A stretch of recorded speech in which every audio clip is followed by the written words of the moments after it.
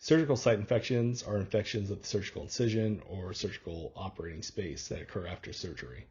Surgical site infections are relatively common and pose significant healthcare costs, approximately $10 billion annually in hospital costs, in addition to significant morbidity to patients.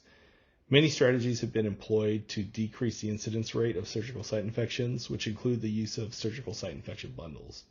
These bundles normally incorporate pre, intra, and postoperative interventions to combat these surgical site infections.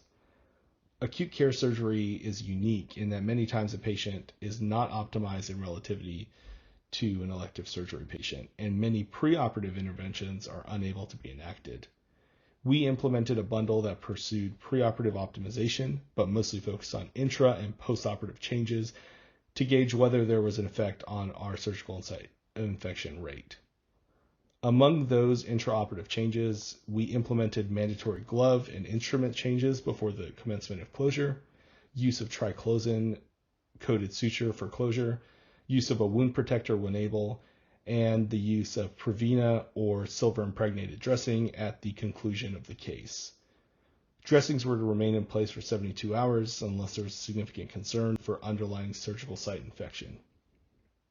Our study looked at patients undergoing a non-elective or planned exploratory laparotomy, but patients were excluded if they expired within 90 days or were left with an open abdomen for a second look laparotomy. Pre-intervention data was collected from 2 years prior to our protocol start date, March 2019 to February 2021, with 110 patients meeting our inclusion criteria. Data was again collected at the 6-month post-intervention timeframe with 17 cases meeting our inclusion criteria.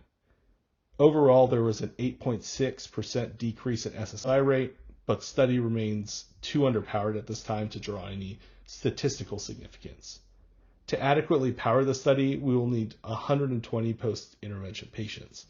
At this time, we're planning to update our analysis at our 12-month review of new data, but continue to anticipate that these changes will have a positive effect on our hospital surgical site infections.